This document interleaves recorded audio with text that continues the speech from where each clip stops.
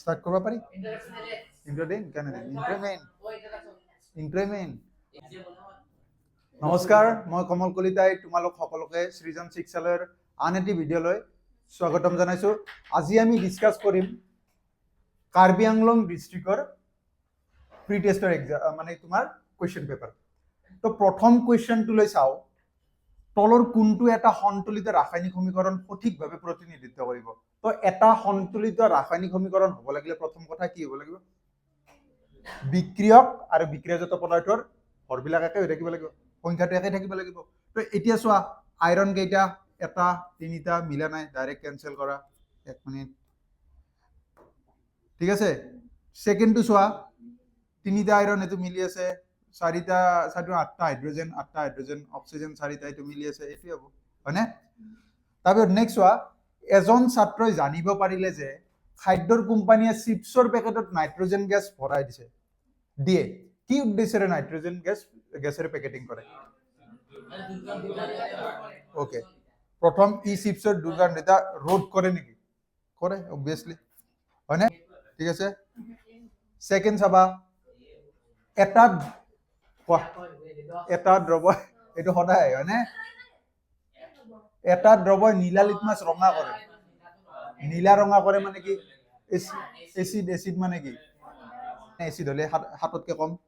তাৰপৰা চোৱা নেক্সট কৈছে, তলৰ কোনটো যৌগক সোডা এসিড অগ্নি নিৰ্বাপন যন্ত্ৰত ব্যৱহাৰ কৰা হয়। নামটোতে আছে চোৱা, সোডা এসিড কোনটো ব্যৱহাৰ কৰে, NaHCO3 বেকিং সোডা মনত আছে নে, গতিকে কি হ'ব, সোডিয়াম হাইড্ৰোজেন কাৰ্বনেট। তাৰপিছত নেক্সট ধাতু গল্প কেইটা মনত আছে, কুৱেশ্যনটো চোৱা, তলৰ কোনটো ধাতু গল্পৰ উদাহৰণ নহয় বুলি কৈছে। ধাতু গল্প কেইটা কি কি আছিল মনত আছে নে, boron, silicon, germanium, arsenic, antimony, tellurium, polonium হয়নে, গতিকে কি সিলিকন, বরন, জার্মেনিয়াম। তো অপশন কোনটো হ'ব, এলুমিনিয়াম। ক্লিয়ার। নেক্সট চোৱা 6 নম্বৰটো কৈছে যে বায়ুত অতিৰিক্তভাৱে পটাছিয়াম ধাতু দহন ঘটালে উৎপন্ন হোৱা যৌগটো কি। এইটো কিন্তু অকমান বাহিৰৰ আছে, তোমাৰ কি হয়, KOH নহয়, এইটো হ'ব KO2। এনে নৰ্মেলি এইটো বনায়, আৰু যদি তোমাৰ অতিৰিক্তভাৱে তোমাৰ কয় পটাছিয়াম ধাতু যোগ কৰে তেতিয়াহ'লে KO2 মনত ৰাখিবা, এইটো অলপ বাহিৰৰ আহিছে। নেক্সট চাবা, বিউটেন অণু এটাত 6টা সহযোজী মানে, বিউটেনটো বনাই লোৱা, বিউটেন মানে কেইটা থাকে কাৰ্বন, 4টা কাৰ্বন হয়নে। বিউটেন এক বান্ধনী আছে, তো এতিয়া বাকি কেইডাল 4ডাল বান্ধনী কমপ্লিট কৰা কাৰ্বনৰ। তো টোটেল বান্ধনী কেইডাল হ'ল এতিয়া তোমালোকে গণা, 1 2 3 4 5 6 7 8 9 10 11 12 13। ক্লিয়াৰ। তাৰপিছত কৈছে কোনটো কাৰ্যকৰী গোটে কাৰ্বনৰ সৈতে মিলি এলকহল উৎপন্ন কৰে। এলকহলত কোনটো কাৰ্যকৰী মূলক থাকে, OH।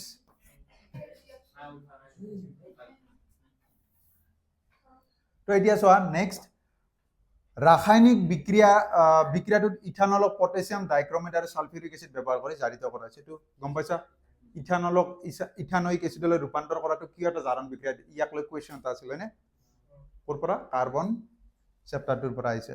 তো কি আছিল, কি হ'ব এতিয়া, এইটো ইথানলক কি ইথানয়িক এসিডলৈ ৰূপান্তৰ কৰা, ইথানয়িক এসিড উৎপন্ন হয়, CH3COOH হ'ব লাগে। চোৱা এইটো হ'ব লাগিছিল, এইটো 3 হ'ব লাগিছিল, এইটোৱে হ'ব আনসাৰ, ঠিক আছে।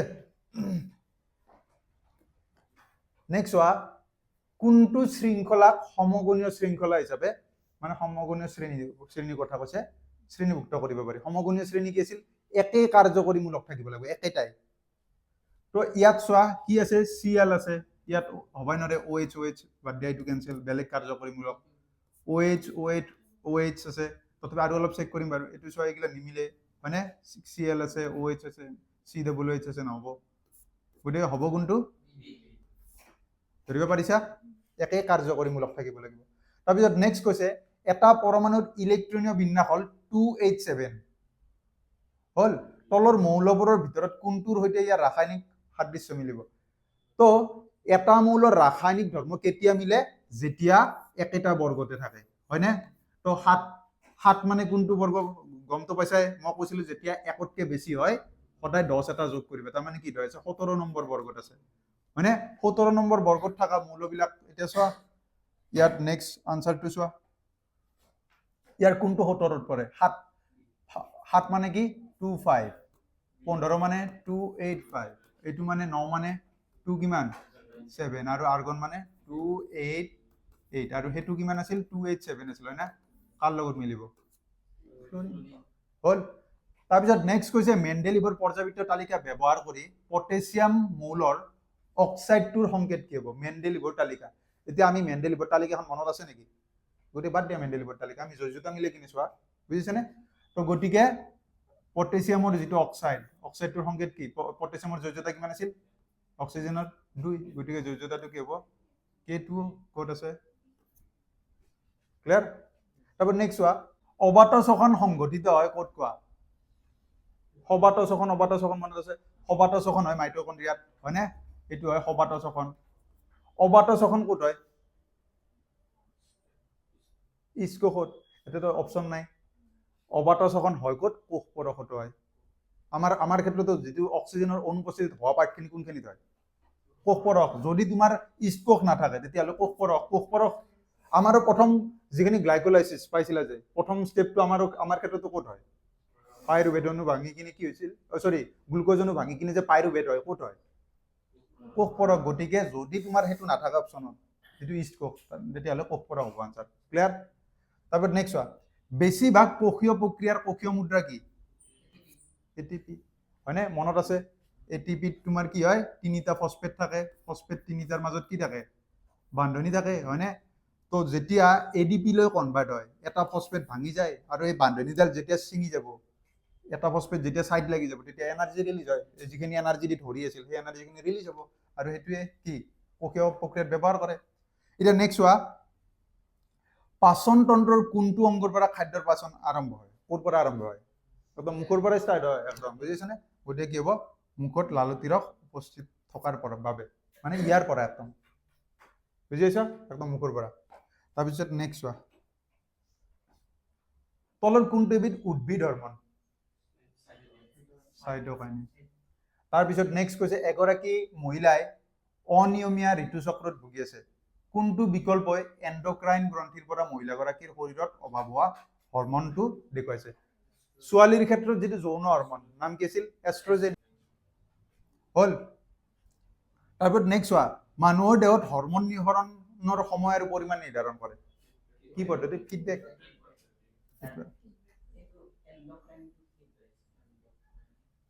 কোনটো এন্ডোক্ৰাইন মানে তোমাৰ হেতু অন্তঃস্ৰাৱী গ্ৰন্থি অসমীয়াত নাই নেকি এতিয়া চোৱা বাদ দিয়া তাৰপৰ নেক্সট চোৱা মস্তিষ্কৰ যি অংশই সমতা আৰু ভংগিমা এইটো জানে আৰু নিয়ন্ত্ৰণ কৰে কি সেৰিবেলাম হল পঞ্চটো মনত আছে কি কাম মুখৰ মুভমেন্ট বিলাক অংগী ভংগী বিলাক আৰু মেডুলাটো সব আমাৰ ৰেচনৰ লগত জড়িত বস্তুবিলাক বমি তাৰপিছত কি শৌচপেচাব তাৰপিছত আৰু কি আছিল ৰক্তচাপ সেইটো কৰে আৰু সেৰিব্ৰামটো জানা মেইনলি যেটো আমাৰ মুখ্য চিন্তা ভাৱনাৰ অংগ ঐচ্ছিক ক্ৰিয়াবিলাক বুজিছেনে ভাব চিন্তা সব ম্যাচ কৰা কিবা কৰা সব সেৰিব্ৰামত তাতে থাকিব ঠিক আছে এতিয়া নেক্সট চোৱা ভিন্ন অংশ বিশিষ্ট বহু জীৱই সিহঁতৰ দেহৰ কোনো অংগৰ পৰাই নতুন এটা প্ৰজন্মৰ জীৱ উৎপত্তি কৰি ল'ব পৰা প্ৰক্ৰিয়াটো কি পুনৰ্জীৱন কিয় ধৰিব পাৰিছা এই বস্তু চোৱা ভিন অংশৰ পৰা ধৰা কাটি দিলা কাটাৰ পিছত তাৰে অংশৰ পৰা আৰু হৈছে এইটো কি পদ্ধতি আছিল পুনৰ্জীৱন ভিন অংশৰ পৰা হয়নে অযৌন প্ৰজনন মুকুলোদ্গম সংঘটিত হয় মুকুলোদ্গম কাটাত সংঘটিত হয় ইষ্ট আৰে পেপাৰখান ইজি আছে হ্যাঁ বায়োলজি নে সহজ আছে তাকে এতিয়া চোৱা স্ত্ৰী কেশৰৰ কোনটো অংশ প্ৰজনন কৰিবলৈ পুংকেশৰৰ পৰা পৰাগৰেণু গ্ৰহণ কৰাৰ দায়বদ্ধ হয় কোনটো গৰ্ভমুণ্ডত যেতিয়া বুজি মনত আছে গৰ্ভমুণ্ডটো মনত আছে হয়নে তো তুমি যেতিয়া পৰাগৰেণু পুংকেশৰৰ পৰাগৰেণু আহি ইয়াত পৰে তাৰপিছতে তোমাৰ কি হয় নিকেচন স্টাৰ্ট হ'ব এই ভিতৰলৈ যাব নিকেচন হ'ব ফল হ'ব বুজিছেনে গতিকে কি হ'ব গৰ্ভমুণ্ড তাৰপিছত চোৱা যদি জিনীয় গাঁথনি ওখ আৰু চাপৰযুক্ত গছৰ মাজত সংকৰণ ঘটোৱা হয় পিছৰটো অপত্য জনুত আমি কেনেধৰণৰ গছ পাম এইটোৱে তাৰমানে ওখ আৰু চাপৰ গছৰ মাজত তুমি সংকৰণ কৰিছা ক্ৰছ কৰিলে প্ৰথম জনুত তুমি গছবিলাক কেনেকুৱা পাবা গোটেই F1 জনুত চব ওখ আছিল তাৰপিছতে তিনিডাল ওখ এডাল চাপৰ আছিল হয়নে গতিকে কেৱল ওখ নেক্সট হোৱা এজোপা হালধীয়া আৰু ঘূৰণীয়া বীজ বহন কৰা আৰু আনজোপা সেউজীয়া আৰু হতৰা তাৰমানে এইটো কোনটো আৰু গমে পাই কি সংকৰণ পৰীক্ষা এইটো দুটা ক্যাৰেক্টাৰ আছে কি হালধীয়া আৰু ঘূৰণীয়া দুটা ক্যাৰেক্টাৰ থকা যেটো সংকৰণ পৰীক্ষা তাৰ নাম কি আছিল ডাই হাইব্ৰিড এক্সপেৰিমেন্ট অৰ্থাৎ দ্বিসংকৰণ পৰীক্ষাৰ ভেক্টৰ অনুপাতটো কি আছিল 9:3:3:1 তাৰপিছত নেক্সট কৈছে সমসংস্থ অংগ সমসংস্থ মানে যৰ পৰা ওলোৱা জায়গাটো একে উৎপত্তি স্থল একে কিন্তু কাম বিলাক বেলেগ বেলেগ মানে তো গমে পাই চৰাই দেউকা আৰু বাদুলি দেউকা কাম একেটাই কি উৰুৱা গতিকে এইটো কি হ'ব সমবৃত্তিক হৈ গ'ল তাৰপিছত পখিলাৰ পাখি আৰু বাদুলি দেউকা আছে কি হ'ল সমবৃত্তিক হৈ গ'ল পাৰৰ পাখি আৰু মানুহৰ হাত সমবৃত্তিকটো নহয় একেটো কাম নকৰে গতিকে কি হ'ব সমসংস্থ ঠিক আছে ক্লিয়াৰ তাৰপিছত নেক্সট হোৱা লক্ষ্য বস্তুৰ সমান আকাৰৰ সৎ প্ৰতিবিম্ব পাবলৈ হলে লক্ষ্য বস্তু উত্তল লেন্সৰ সন্মুখত সমান আকাৰৰ বুলি কৈছে বাকি চাবই নালাগে হয়নে কি হ'ব ফোকাস দৈৰ্ঘ্যৰ দুগুণ দূৰত্বত ক'ত আছে ধৰিব পাৰিছা তাৰপিছত নেক্সট চাবা তাৰপিছত কৈছে লেন্স এখনৰ ফোকাস দৈৰ্ঘ্য 1 মিটাৰ ফোকাস দৈৰ্ঘ্যটো কিহত দিছে প্লাছত গতিকে ক্ষমতাটো প্লাছত ওলাব p কি আছিল 1/f p ক্ষমতাটো ওলাব দিছে না 1/1 এ 1 ইজি ব্যৱহাৰখন তাৰপিছত নেক্সট কৈছে দাপোন এখনৰ পৰা যিমান দূৰত্বত থিয় নোৱা লাগে প্ৰতিবিম্বটো সদায় থিয় তেতিয়াহলে কি হ'ব উত্তল যিখন দাপোন থাকিব উত্তল দাপোনে সদায় থিয় প্ৰতিবিম্ব গঠন কৰে আৰু লগতে সমতলও কৰে খালি পাৰ্থক্যটো কি উত্তল আৰু সমতলৰ উত্তলত সদায় সংকুচিত হয় প্ৰতিবিম্বটো আৰু সমতল দাপোনত সদায় সমান আকাৰৰ হয় ঠিক আছে বাকি একে দুটাই থিয় প্ৰতিবিম্ব হয় অসৎ নেক্সট হোৱা এজন ব্যক্তিয়ে মেডিকেল পৰীক্ষা কৰিবলৈ দেখিলে যে তেওঁৰ চকুৰ লেন্সৰ বক্ৰতা বৃদ্ধি পাইছে ঠিক আছে এতিয়া কোনটো দৃষ্টিগোচৰতাত তেওঁ ভুগিব পাৰে বক্ৰতা মানে বুজি পাইছানে লেন্সখন সাপোজ এটো তোমাৰ চকু আছিল হয়নে লেন্সখন আগতকে বক্ৰতাটো সলনি হৈছে তাৰ মানে পেটলা হৈছে হয়নে পেটলা হোৱাৰ লগে লগে কি হ'ব তোমাৰ ওচৰতে পেলাব প্ৰতিবিম্বটো হয়নে ওচৰত পেলালে সেইটো কি বেমাৰ আছিল মায়োপিয়া আৰু হাইপাৰমেট্ৰোপিয়া দূৰত যায় হয়নে তো গতিকে এইটো কি হ'ব মায়োপিয়া মানে নিকট দৃষ্টিগোচৰতা ক্লিয়াৰ তাৰপিছত নেক্সট চাবা কৈছে মানুহৰ চকু এইটো জানাই আৰু চকুৰ লেন্সৰ ফোকাস দৈৰ্ঘ্য সাল সলনি কৰি বিভিন্ন দূৰত্বত অৱস্থিত কৰিব পৰা ক্ষমতাটো কি বুলি কয় উপযোজন ক্ষমতা তাৰপিছত নেক্সট কৈছে আকাশৰ ৰং নীলা হোৱাৰ কাৰণ হ'ল পোহৰৰ প্ৰতিফলনটো নহয় নীলা মানে কি কণাবিলাকত খুন্দা খাই চাৰিওফালে ছিটিকি যোৱা প্ৰক্ৰিয়াটোৰ নাম কি আছিল বিক্ষেপণ স্কেটাৰিং অফ লাইট তাৰপিছত চোৱা তলৰ কোনটোৱে বৰ্তনীৰ বিভৱভেদ নিৰ্ণয় কৰাত সহায় কৰে এনেকুৱা পেপাৰ আহিলে আৰু তোমালোক কোনে ভাই না তাৰপিছত নেক্সট চোৱা 100 কুলম আধানযুক্ত তাৰমানে কিউৰ মান কিমান দিয়া আছে 100 চি 5 মিনিট টাইমটো দিয়া আছে 5 মিনিট সেকেন্ডলৈ নিলে কিমান হ'ব 5 পূৰণ 60 অৰ্থাৎ 300 কি হ'ব সেকেন্ড এতিয়া বাল্বটো বিদ্যুৎ প্ৰবাহ I = কি আছিল Q/T Q মানে কিমান পালা তুমি 100/300 কিমান হ'ব 33 D হল তাৰপিছত নেক্সট কৈছে ৰোধক আৰু প্ৰবাহৰ মাজৰ সম্পৰ্কটো এইটো কোৱা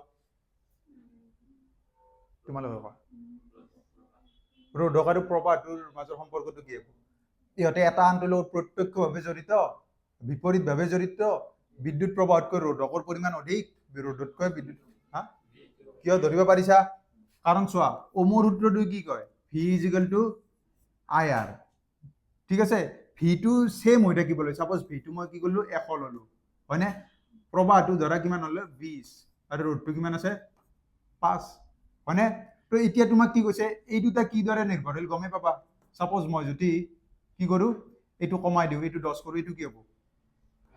এইটো বাঢ়ি নাযাব। তাৰমানে কি হ'ব? এটা যদি মই কমাই দিছোঁ আনটো বাঢ়ি গৈছে, আৰু এটা কমালে এটা বাঢ়ালে সেইটো কি বুলি কয়? বাঢ়ি গ'লে বিপৰীত, মানে পৰোক্ষ সমানুপাতিক, হয়নে? তো ক্লিয়াৰ? তাৰপৰ নেক্সট কৈছে তলৰ কোনটো ৰাশিয়ে বৈদ্যুতিক ক্ষমতা নিৰ্দেশ নকৰে? আৰত কেতিয়াও স্কুৱেৰ নাথাকে সূত্ৰকেইটা, হয়নে? তাৰপিছত নেক্সট চোৱা,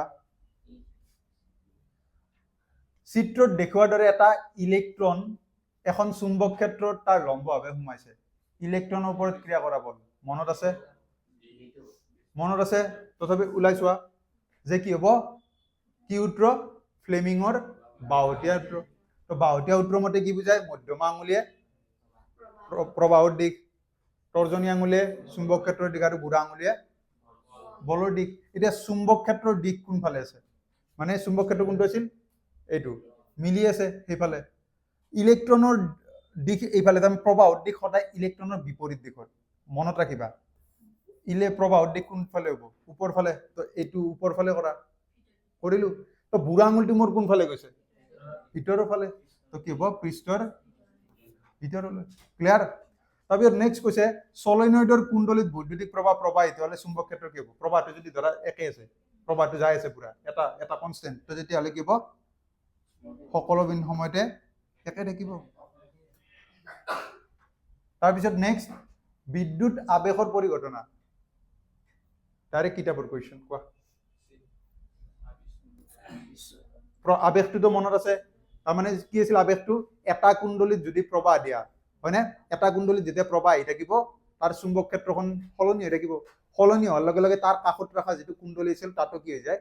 প্ৰবাহ আহি যায়। মুঠতে এটা কুণ্ডলীত চুম্বক ক্ষেত্ৰৰ পৰিৱৰ্তনে আনটো কুণ্ডলীত কি কৰে? প্ৰবাহ আনি দিয়া প্ৰক্ৰিয়াটোকে কি বুলি কয়? বিদ্যুৎ চুম্বকীয় আবেশ বুলি কয়। তো এইটোৱে কৈছে চুম্বক আৰু কুণ্ডলীৰ মাজত আপেক্ষিক গতিৰ বাবে এটা কুণ্ডলীত আবিষ্ট প্ৰবাহ সৃষ্টি হোৱা প্ৰক্ৰিয়া। আৰু মুঠতে ইমান নাচালেও হ'ব, প্ৰবাহ সৃষ্টি হোৱা প্ৰক্ৰিয়া। তাৰপৰ নেক্সট চোৱা 39টো, কোৱা পৰম্পৰাগত কোনটো পৰম্পৰাগত শক্তিৰ উৎস? পৰম্পৰাগত মানে বুজি পাইছা? আগৰ পৰাই চলি অহা। বায়ু শক্তি, নিউক্লিয় শক্তি, ভূতাপীয় শক্তি, তৰংগ শক্তি। বায়ু শক্তিটো এইকেইটাৰ পিছত আহা। পৰম্পৰাগত মানে কি? অতীতৰ পৰাই চলি অহা বায়ু শক্তি। তাৰপিছত নেক্সট কৈছে তলৰ প্ৰক্ৰিয়াসমূহৰ ভিতৰত কোনটোৱে ভূতাপীয় শক্তি কেন্দ্ৰৰ কাম কাজৰ ব্যাখ্যা দিয়ে? ভূতাপীয় শক্তি কোনটো কথা কয়? ভূতাপীয় শক্তি নামটোতে আছে, ভূতাপীয় শক্তি। তাপ শক্তি ব্যৱহাৰ কৰে তাপীয় শক্তি, হয়নে নহয়? স্থিতি শক্তি নহয়। স্থিতি শক্তিটো কোনটো আছিল? এই পাহাৰৰ পৰা যে পানী পৰে, বুজিছে নে? সেইটো হ'ব স্থিতি শক্তি। গতি শক্তি ধৰা বতাহটো হ'ব, গতি কৰিছে, হয়নে নহয়? 1 মিনিট, এটা আছিলে। এতিয়া নেক্সট চোৱা, কোনটো উক্তিয়ে পৰিৱেশ তন্ত্ৰৰ জৈৱিক উপাদানৰ সৈতে অজৈৱিক উপাদানৰ পাৰস্পৰিক ক্ৰিয়া বুজাইছে? জৈৱিক আৰু অজৈৱিকৰ মাজৰ ক্ৰিয়া কোনটোৱে বুজাইছে? প্ৰথমটোত চোৱা, পাত খাই থকা ফৰিং, পাত খাই, পাতটো কি? পাত মানে উদ্ভিদ, উদ্ভিদটো জীৱ নে জড়? জীৱ। এইটোও জৈৱিক, এইটোও জৈৱিক। নহ'ব। কৈছে যে কি ইয়াত? এটা জৈৱিক কৈছে, এটা অজৈৱিক উপাদান কৈছে, দুটা জৈৱিক। বৰষুণৰ পানী কি? অজৈৱিক। হ্ৰদটো কি হ'ল? এইটো কেনচেল, হয়নে? মাটিত গাঁত বনোৱা কেঁচু, মাটিটো কি? কেঁচুটো। অপশ্যন কি হ'ব? ক্লিয়াৰ?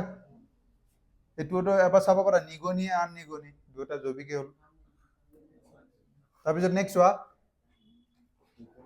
কোনটো গেছৰ আৱৰ্জনা জৈৱ পচনশীল নহয় বুলি শ্ৰেণীভুক্ত কৰিব পাৰি? পচনশীল নহয়, গমে পায়। বিটো হ'ব পলিথিনৰ মোনা, হয়নে? তোমাৰ কেছ ষ্টাডি এটাও আনা নেকি ইয়াত? হয়নে? এটা আছিলে। এতিয়া নেক্সট চোৱা, পৰিৱেশ ৰক্ষা পদ্ধতিৰ ভিতৰত কোনটো পদ্ধতি গ্ৰহণ কৰিবা তুমি? তোমাক যদি দিয়ে তুমি কোনটো ল'বা?